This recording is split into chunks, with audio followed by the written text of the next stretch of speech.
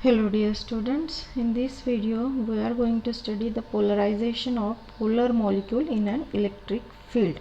इसके पहले हमने polarization of non-polar molecule in an electric field ये टॉपिक लास्ट वीडियो में हमने कवर किया था। उसमें हमने क्लैसियस-मोसल्टी इक्वेशन देखा था, जहाँ पर हमने पोलराइजेबिलिटी के लिए पोलराइजेबिलिटी के रिलेशन के साथ जो डिस्टॉर्शन पोलराइजेशन है उसका इक्वेशन फाइंड आउट किया था। ठीक है, तो वो सारा लास्ट वीडियो में हमने देखा था। इस वीडियो वो जो था नॉन पोलर मॉलिक्यूल के लिए था, अभी हम देखेंगे पोलर मॉलिक्यूल के लिए। तो पोलर मॉलिक्यूल मतलब जहाँ पर डायपोल्स है, पॉजिटिव और नेगेटिव चार्ज उस मॉलिक्यूल में। ठीक है, तो ऐसे मॉलिक्यूल्स को हम पोलर मॉलिक्यूल बोलेंगे। तो जैसे यहाँ पर कुछ नॉन पोलर मॉलिक्यूल जो होते हैं उनमें उनका जो पोलराइजेशन है मोलर पोलराइजेशन, वो मोलर पोलराइजेशन क्या होता है वो हमने लास्ट वीडियो में देखा था। तो ऐसे सब्सटेंसेस का इंडिपेंडेंट ऑफ टेम्परेचर होता है। ठीक है, टेम्परेचर का उनके पोलराइजेशन पर कोई इफ़ेक्ट नहीं होता क्योंकि नेट चार्जेस होते नहीं हैं उन पर। ठीक है, लेकिन अगर ऐसे कंपाउंड्स है या फिर ऐसे सब्सटेंसेस है जो पोलर है तो उनके मोलर पोलराइजेशन पर टेम्परेचर का असर होता है, और वो जो मोलर पोलराइजेशन है वो डिक्रीज़ होता है जैसे जैसे टेम्परेचर बढ़ता है। ठीक है, तो ये जो वेरिएशन ऑफ मोलर पोलराइजेशन है विथ टेम्परेचर, ये इसके जो सजेशंस है, इम्पोर्टेंट सजेशंस वो दिए डीबाय ने। ठीक है, आपने ये नाम सुना होगा इसके पहले भी। तो जिन मॉलिक्यूल्स में परमानेंट डायपोल होता है तो ऐसे मॉलिक्यूल्स में मोलर पोलराइजेशन के लिए क्या फॉर्मूला बनेगा। ठीक है, वो टेम्परेचर डिपेंडेंस होता है तो ऑब्वियसली वो एक टर्म उस जो फॉर्मूला हमने पहले देखा था पीडी का, उसमें ऐड करना पड़ेगा एक और टर्म जो टेम्परेचर पर डिपेंडेंट होती है। तो कैसे आएगी वो टर्म देखते हैं उससे रिलेटेड। तो ये जो मॉलिक्यूल्स है पोलर मॉलिक्यूल्स, इनको अगर हम इलेक्ट्रिक फील्ड में रखते हैं तो क्या होता है वो देखते हैं। ठीक, तो इलेक्ट्रिक फील्ड अप्लाई करने के पहले उनकी क्या पोजीशन होती है और इलेक्ट्रिक फील्ड अप्लाई करने के बाद में क्या पोजीशन होती है उन पोलर मॉलिक्यूल्स की देखते हैं। पोलर मॉलिक्यूल है इसका मतलब उनका परमानेंट डायपोल मोमेंट है जिसको हम म्यू से रिप्रेजेंट करते हैं। ठीक है, तो ये पोलर मॉलिक्यूल जो है, तो डायपोल मोमेंट किस वजह से है, क्योंकि उनमें पॉजिटिव चार्ज है और नेगेटिव चार्ज है, इसलिए उनमें डायपोल मोमेंट है। और ये जो चार्जेस होते हैं इनके एक पर्टिकुलर डिस्टेंस डी से सेपरेटेड होते हैं, ये हम जानते हैं। अब ये सारे डायपोल मोमेंट जिनमें होते हैं ये मॉलिक्यूल्स रैंडमली ओरिएंटेड रहेंगे स्पेस में। ठीक है, जब उन पर सिर्फ थर्मल एजिटेशन होगा, मतलब इलेक्ट्रिक फील्ड के अब्सेंस में। ठीक है, जो अप्लाइड इलेक्ट्रिक फील्ड हम दे रहे हैं उसके अब्सेंस में सिर्फ थर्मल एजिटेशन होगा क्योंकि ये डिपेंड करते हैं टेम्परेचर पर। लेकिन ये मॉलिक्यूल की जो पोजीशन है वो किस तरीके से, ये पहली पोजीशन देखिए रैंडमली अरेंज है ये सारे मॉलिक्यूल्स किसी भी डायरेक्शन में। ये कब है, जब सिर्फ थर्मल एजिटेशन है और कोई भी इलेक्ट्रिक फील्ड उन पर अप्लाई नहीं की गई है। फिर क्या हो जाएगा, जैसे इलेक्ट्रिक फील्ड अप्लाई करेंगे वो क्या चाहेंगे कि जो इलेक्ट्रिक अप्लाइड इलेक्ट्रिक फील्ड है उनकी वजह से उनमें रोटेशन आएगा। ठीक है, और रोटेशन ऐसा आएगा कि वो रोटेट होंगे, ओरिएंट होंगे कैसे, in the direction of the field. जिस डायरेक्शन से इलेक्ट्रिक फील्ड आ रही है उस डायरेक्शन में वो रोटेट होंगे और ओरिएंट होंगे। तो जिस डायरेक्शन से आ रही तो उसका मतलब क्या हुआ, ये पैरेलली ये जो 90 डिग्री का एंगल बनाना चाहेंगे इन इलेक्ट्रिक प्लेट से। लेकिन ये इनका 90 डिग्री का एंगल बन नहीं पाता है ड्यू टू द ये थर्मल एजिटेशन की वजह से। तो जो 90 डिग्री का एंगल उन मॉलिक्यूल्स का बनना चाहिए, मतलब ये जो पॉजिटिवली चार्ज है ये इधर अट्रैक्ट होना चाहिए और ये नेगेटिवली चार्ज है ये इस तरफ अट्रैक्ट होना चाहिए। तो एकदम से इस तरीके से वो अरेंज हो जाना चाहिए, ठीक है। लेकिन ये इस तरीके से 90 डिग्री का एंगल बना नहीं पाते हैं इलेक्ट्रिक फील्ड में। उसकी वजह है क्योंकि ये जो मॉलिक्यूल्स है इन पर टेम्परेचर का भी असर होता है।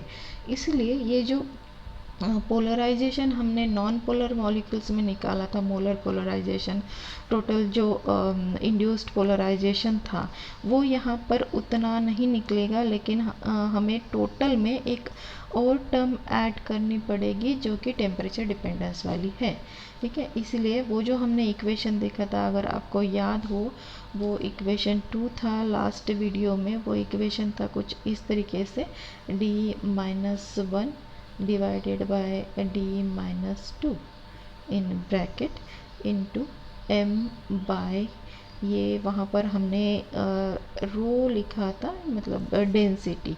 अब इस इक्वेशन में ये डेल लिखा है, मतलब वही है, डेंसिटी है। तो ये जो टर्म है इसको हमने इक्वल किया था 4/3 पाई n अल्फ़ा से, ठीक है। तो ये जो था वो था हमारा इंड्यूस्ड पोलराइजेशन, उसमें जो हमने कहा था उसी को हमने डिस्टॉर्शन पोलराइजेशन भी कहा था, टोटल जो P वहाँ पे निकला था। लेकिन यहाँ पर ये जो राइट हैंड साइड वाली जो टर्म है वो उतनी टोटल नहीं रहेगी, उसमें हमें एक और polarization term induced molar polarization के साथ में, मतलब PI के साथ में हमें ये ओरिएंटेशन मोलर पोलराइजेशन ऐड करना पड़ेगा। क्यों ऐड करना पड़ेगा? क्योंकि यहाँ पर जो ओरिएंटेशन है उसमें चेंज आता है due to the temperature dependency, ठीक है। तो जो टोटल मोलर पोलराइजेशन बनेगा दैट इज़ PT, उसमें PI सिर्फ नहीं रहेगा, तो उसके साथ में P0 भी आएगा। तो क्या फार्मूला बनेगा? तो ये टोटल वैल्यू रहेगी वो। अब PI क्या है वो हमने लास्ट इसमें देखा था, वो था PI = 4/3 pi n alpha, okay. तो ये जो n है यहाँ पर, PI मतलब इंड्यूस्ड पोलराइजेशन, n जो है वो एवोगाड्रोस नंबर है, ठीक है, और अल्फ़ा हो गई हमारी पोलराइजेबिलिटी, ठीक है। तो ये PI की वैल्यू हो गई। अब P0 की वैल्यू जो है वो डीबाय ने इक्वेशन दिया है P0 के, PO के लिए या फिर P0 जो भी बोलना है बोल लीजिए। 4 ओरिएंटेशन है इसलिए O बोलना ही ठीक रहेगा। 4/3 पाई n μ² 3kT, ठीक है। तो यहाँ पर n तो हुआ एवोगाड्रोस नंबर, म्यू हो गया वो जो मॉलिक्यूल है उसका परमानेंट डायपोल मोमेंट, वो पोलर है तो उसका परमानेंट डायपोल मोमेंट है। k है बोल्ट्जमान कांस्टेंट जिसकी वैल्यू निकाली जाती है R/n से, where R is the gas constant and n is the Avogadro's number, और T है टेम्परेचर। अब ये इक्वेशन मतलब ये PO की वैल्यू और PI की वैल्यू इस इक्वेशन में, दैट इज़ इक्वेशन नंबर 4 में हमें ऐड करनी है, ठीक है। तो इक्वेशन नंबर 4 में ऐड करने के बाद में हमें ये फाइनल इक्वेशन मिलता है, that is PT = d-1 d/2 in bracket into m/डेल्टा, और del = 4/3 pi n alpha plus 4/3 n pi n μ² divided by 3kT। अब इस इक्वेशन पर से हमें पता चल रहा है कि T जो है वो डिनोमिनेटर में है, ठीक है, और ये PT is inversely proportional to T। That means ये जो मोलर पोलराइजेशन है नॉन पोलर मॉलिक्यूल के लिए वो टेम्परेचर को इन्वर्सली प्रोपोर्शनल है, मतलब अगर टेम्परेचर बढ़ेगा तो ये PT की वैल्यू कम होगी, ठीक है। तो ये है equation for the polarization of polar molecules when they are placed in an electric field. ये यहाँ पर दो इक्वेशंस हमने देख लिए, नॉन पोलर के लिए और पोलर के लिए। अब देखते हैं डिफरेंस क्या है पोलर और नॉन पोलर मॉलिक्यूल्स में, मेन डिफरेंस क्या आता है, ठीक है। तो क्या डिफरेंस है पोलर और नॉन पोलर मॉलिक्यूल्स में? मेन तो अभी हमने देखा कि टेम्परेचर वैरी होता है तो मोलर पोलराइजेशन जो है पोलर मॉलिक्यूल्स का मतलब अगर बढ़ता है टेम्परेचर तो वो कम होगा, अगर टेम्परेचर कम होता है तो वो बढ़ेगा, लेकिन टेम्परेचर का कोई भी इफ़ेक्ट नॉन पोलर मॉलिक्यूल्स पर नहीं होता। ठीक है, तो हमने इक्वेशन देखा था नॉन पोलर के लिए, जो नॉन पोलर मॉलिक्यूल के मोलर पोलराइजेशन के लिए वो इक्वल टू उसके इंड्यूस्ड पोलराइजेशन जितना था, that is equal to 4/3 pi N alpha, where alpha is the polarizability, जो भी मॉलिक्यूल हम ले रहे हैं उसकी पोलराइजेबिलिटी। और हमने वही इक्वेशन फाइंड आउट किया मोलर पोलराइजेशन के लिए फॉर नो पोलर मॉलिक्यूल, तो हमें इक्वेशन मिला ये इक्वेशन नंबर 1 जो यहाँ पर दिखाई दिया है वो इक्वेशन। ठीक है, अब इन दोनों इक्वेशन में ये जो फर्स्ट टर्म है that is 4/3 pi N A और 4/3 pi N alpha not A alpha, ये कॉमन है तो इसको ए से रिप्रेजेंट करेंगे। ठीक है, और इस इक्वेशन में मतलब इक्वेशन नंबर 1 में 4/3 पाई एन और ये के बोल्ट्जमैन कांस्टेंट और ये mu that is dipole moment for that molecule, वो पर्टिकुलर मॉलिक्यूल के लिए वो भी वैल्यू कांस्टेंट होती, तो ये सारे टर्म्स कांस्टेंट हुए। ठीक है, तो इन पूरे टर्म्स के लिए मतलब कौन से ये तो हो गया ए। ठीक है, इस पूरे को लिखेंगे हम ए, और जो यहाँ से मतलब 4/3 से लेके ये टी छोड़ देंगे, आप सिर्फ टी को छोड़ दीजिए, बाकी ये सारा टर्म इसे बोलेंगे बी। ओके, ठीक है, तो क्या इक्वेशन बनेगा, सिंपल इक्वेशन यहाँ पर बनता है that is P T is equal to A plus B by T. अब ये जो इक्वेशन है, ये इक्वेशन अगर आपने कहीं देखा हुआ, इसको थोड़ा सा इस तरीके से लिखती हूँ मैं, P T is equal to 1 minute, इसको इस तरीके से सफिक्स जो है वो दिखना चाहिए, P T is equal to A plus B into 1/t, इस तरीके से लिखेंगे मैं। ठीक है, b इंटू 1/t, तो ये जो है 1/t, ये 1 दिखना चाहिए अच्छी तरह से, तो ये हो गया। अब ये इक्वेशन अगर आप देखेंगे तो किस तरीके से इक्वेशन है ये, आपने स्ट्रेट लाइन इक्वेशन देखा होगा, y is equal to M X plus C, ये इक्वेशन देखा होगा आपने, y is equal to M X plus C. अब इसमें c मतलब ये हो गया इंटरसेप्ट, ये b मतलब ये हो गया स्लोप, और ये x एक्सिस पर हम प्लॉट करेंगे 1/t और ये करेंगे प्लॉट y एक्सिस पर। ठीक है, तो pt वैल्यू आएगी y एक्सिस पर और x एक्सिस पर आएगा 1/t।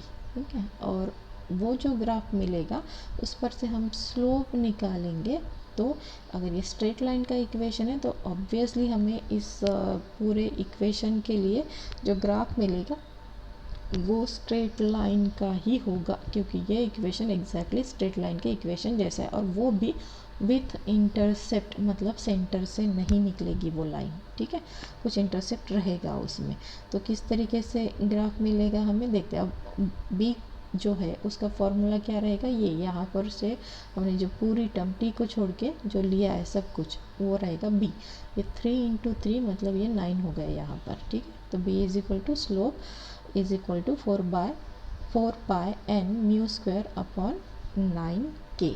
ओके, तो कैसे ग्राफ मिलेगा देखते हैं। ये ग्राफ क्या प्लॉट किया है यहाँ पर देखिए, ये लिया हमने x एक्सिस पर 1/t, y एक्सिस पर pt।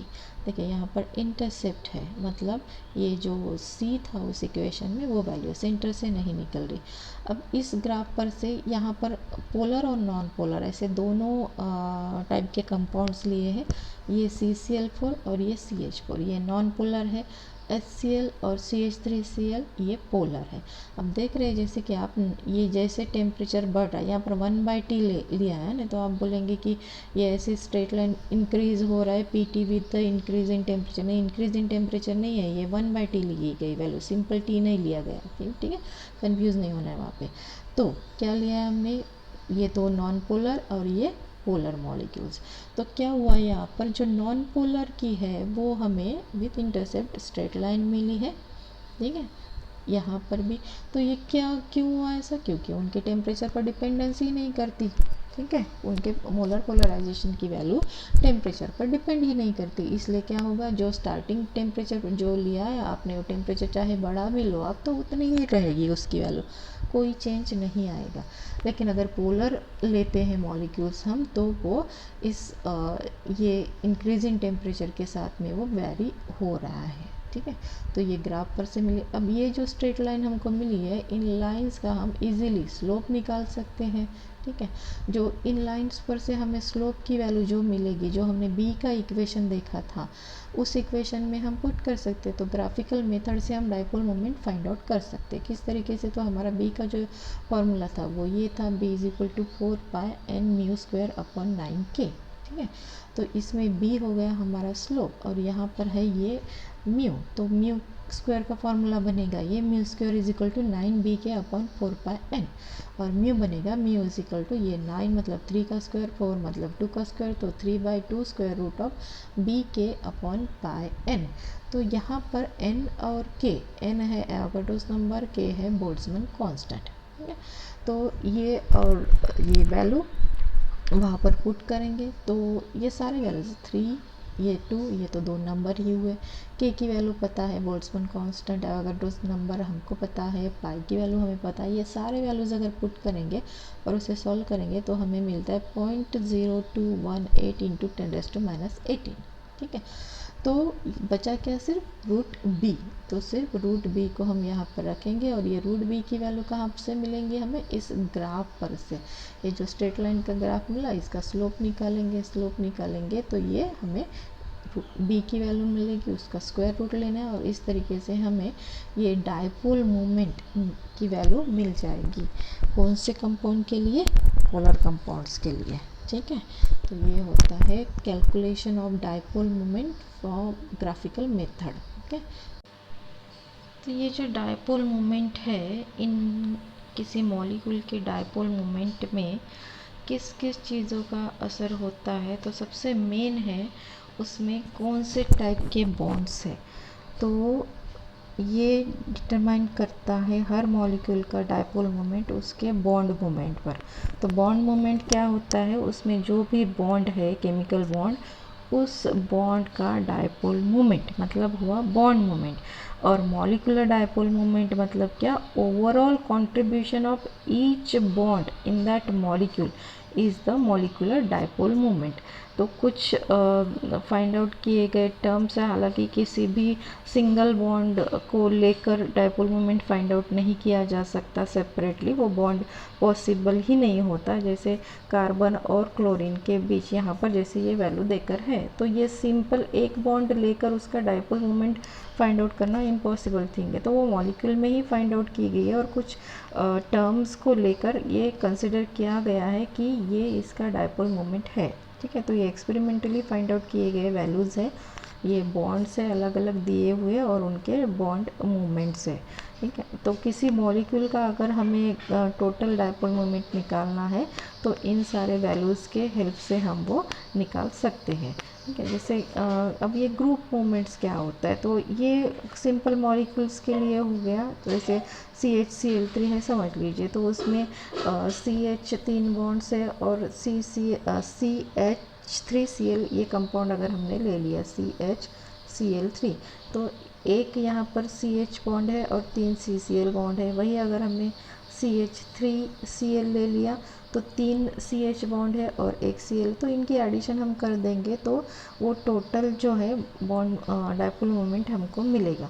लेकिन अगर कुछ ऐसे मॉलिक्यूल्स होते हैं जैसे सब्स्टिट्यूटेड बेंजीन से, फॉर एग्जांपल ये बेंजीन अगर हमने ले लिया कि ये बेंजीन का स्ट्रक्चर है, तो अगर एक हाइड्रोजन रिप्लेस करके वहाँ पर दूसरा कोई ग्रुप आता है, फॉर एग्जांपल अगर हमने एनिलीन ले लिया तो यहाँ पर NH2 ग्रुप आ जाएगा, तो ये सब्स्टिट्यूटेड बेंजीन हुआ। तो यहाँ पर सिर्फ बॉन्ड मूवमेंट्स नहीं, तो कंप्लीट उस ग्रुप का जो डाइपोल है वो देखना पड़ेगा कैसे आ रहा है, मतलब वो रिंग की तरफ आ रहा है या फिर रिंग से, मतलब इलेक्ट्रॉन जो है वो इलेक्ट्रॉन विड्रॉइंग है या फिर इलेक्ट्रॉन डोनेटिंग है, तो उस पर से डिपेंड करेगा कि वो कितना कंट्रीब्यूशन वो टोटल मॉलिक्यूलर डाइपोल मोमेंट में दे रहा है। ठीक है, तो यहाँ पर जैसे अगर ये एक एग्जांपल देख दिया हुआ है यहाँ पर क्लोरोबेंजीन का, ठीक है। क्लोरोबेंजीन में ये डायपोल मोमेंट टोटल मिलता है 1.55 डी का, और अभी हमने देखा था कि CCl बॉन्ड जो है वो उसका ही था 1.5 वैल्यू थी बॉन्ड मोमेंट की। तो ये कंसिडर किया जाता है कि वहाँ पर जो 5 बॉन्ड बचे हैं बेंजीन रिंग में CH के, उनका डायपोल मोमेंट वहाँ पर 0 कंसिडर किया, और जो भी डायपोल मोमेंट वहाँ पर आया वो सिर्फ CCl ग्रुप की वजह से आया, ये कंसिडर करके उसकी ये वैल्यू कंफर्म की गई है 1.5 डी की, ठीक है। तो कुछ ग्रुप्स है और उनके डायपोल मोमेंट्स की ये वैल्यूज़ दी हुई है। यहाँ पर देखिए NH2 प्राइमरी अमाइन ग्रुप, ये CH3 ग्रुप अटैच्ड है, अगर Cl है, OH है, NO2 है, तो इनके ये वैल्यूज़ यहाँ पर देकर है। तो अगर निगेटिव साइन वाले हैं, यहाँ पर देखिए -1.6, तो निगेटिव साइन क्या डिटरमाइन करता है? डायपोल मोमेंट आप जानते हैं विद डायरेक्शन, वेक्टर क्वांटिटी है तो डायरेक्शन मस्ट है उसके लिए कि किस डायरेक्शन से वो एक्ट हो रहा है। तो ये निगेटिव साइन दिखाता है कि जो ग्रुप मूवमेंट हो रहा है वो टुवर्ड्स द रिंग हो रहा है, ठीक है। तो ये साइन का इम्पोर्टेंस है कि कैसे हमें उसमें कैलकुलेशन के वक्त क्या करना है। तो डायपोल मूवमेंट्स के एप्लीकेशन क्या है वो हम देखते हैं। एप्लीकेशंस ऑफ डायपोल मूवमेंट में फर्स्ट एप्लीकेशन है calculation of percentage ionic character of a polar covalent bond. तो अगर कोई बॉन्ड 100% आयोनिक है, इसका मतलब क्या हुआ? तो जो बॉन्ड उन दोनों के बीच बना था शेयरिंग के वजह से, वो कम्प्लीटली जो ज़्यादा इलेक्ट्रोनेगेटिव एटम है उसकी तरफ शिफ्ट हो गया। फॉर एग्जांपल अगर हम कंसिडर करें HCl का एग्जांपल, ठीक है। HCl, तो ये बॉन्ड कैसे बना? हाइड्रोजन ने अपना एक इलेक्ट्रॉन दिया, Cl ने अपना एक इलेक्ट्रॉन दिया, तो ये शेयरिंग की वजह से ये बॉन्ड बना। लेकिन Cl की जो इलेक्ट्रोनेगेटिविटी है वो हाइड्रोजन से कई ज़्यादा है, तो ये जो बॉन्ड है वो कंप्लीट शिफ्ट हो जाएगा Cl पर। तो इस Cl पर कंप्लीट नेगेटिव चार्ज आएगा और H पर कंप्लीट पॉजिटिव चार्ज आएगा, ठीक है। तो बॉन्ड शिफ्ट हुआ तो इसका मतलब क्या हुआ? ये एक इलेक्ट्रॉन तो उसमें से Cl का था और एक एक्स्ट्रा इलेक्ट्रॉन अब इस Cl के पास आ गया है। तो जो एक मतलब 1 मोल कंसिडर करते हैं हम, 1 मोल ऑफ इलेक्ट्रॉन्स, तो एक मॉलिक्यूल तो नहीं ले सकते ना 1 मोल ही के लिए। तो क्या होगा? तो वो इलेक्ट्रॉन का चार्ज टोटल कितना लेंगे हम? वो लेंगे equal to 4.8 into 10⁻⁻10 electrostatic unit जितना, ठीक है। अगर हम CGS सिस्टम ले रहे तो, और अगर हमने SI सिस्टम ली तो कूलम्स में लेना पड़ेगा, दैट इज़ 1.602 इंटू 10⁻19 कूलम, ठीक है। तो ये शिफ्टिंग की वजह से हम उस जो इलेक्ट्रोनेगेटिव एटम है उस पर एक इलेक्ट्रॉन कंप्लीट उसकी तरफ गया, इसलिए उतना चार्ज हम उस पर कंसिडर करेंगे।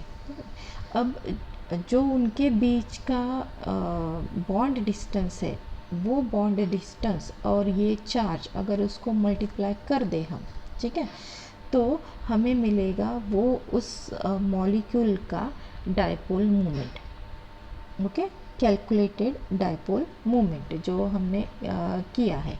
अब ये अगर हम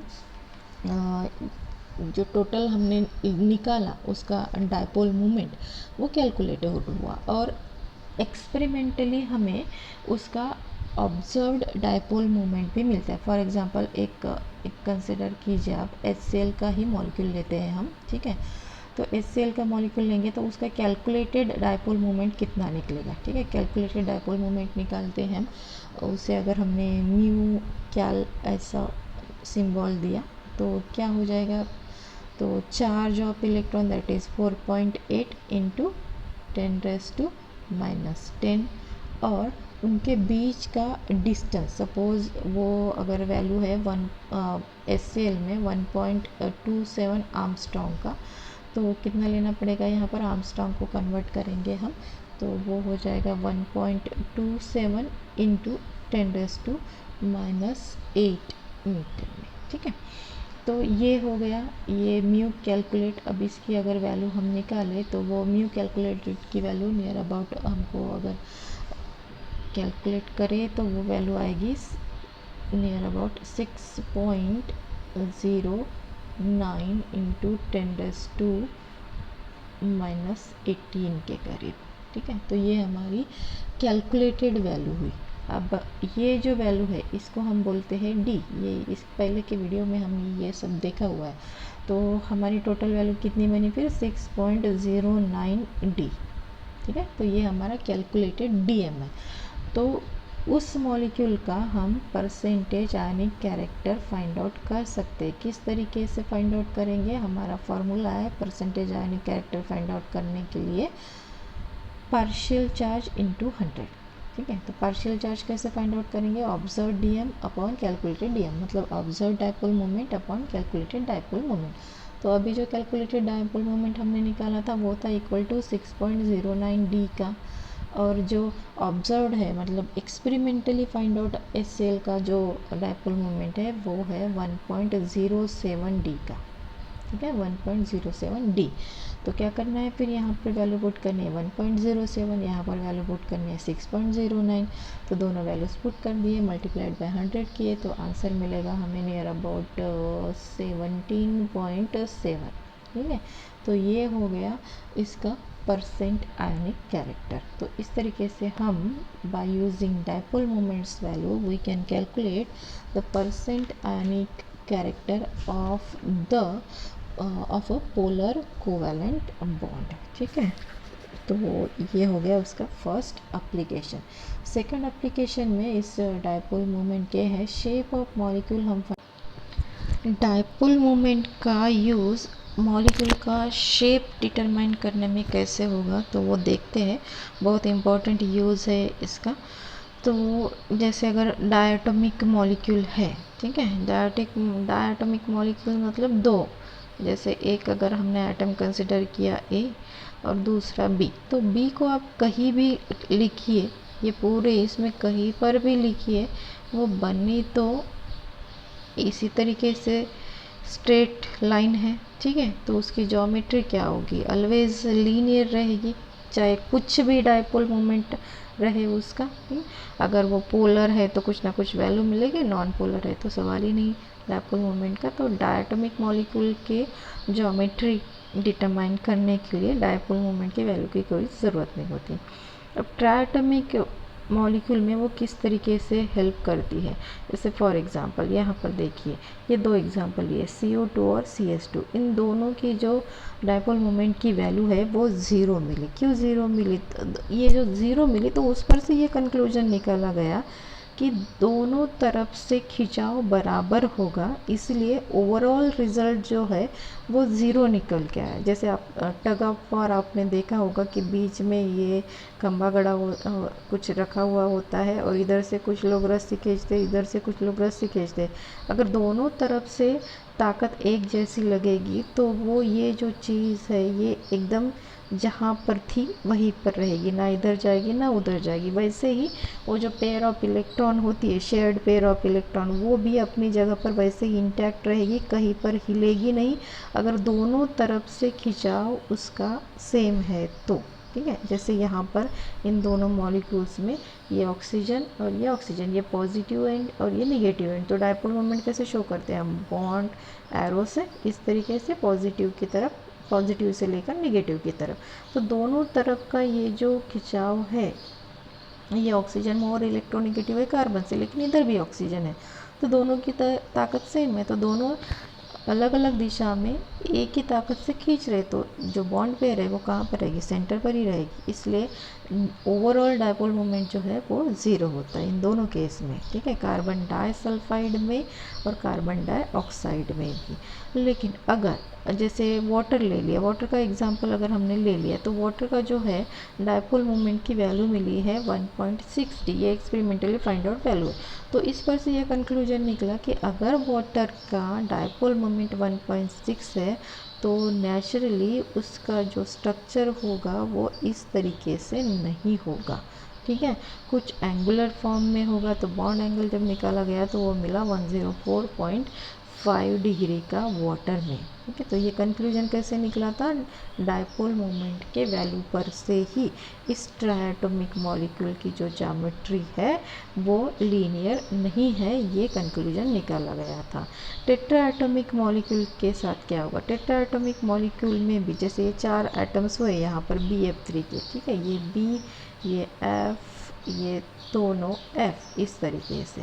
तो ये चारों के चारों एटम्स जो है एक ही प्लेन में है, सबका जो बॉन्ड एंगल है वो 120 डिग्री का है, कंप्लीटली ट्रायंगुलर शेप में, ये प्लेनर ट्रायंगुलर शेप में ये ज्योमेट्री है।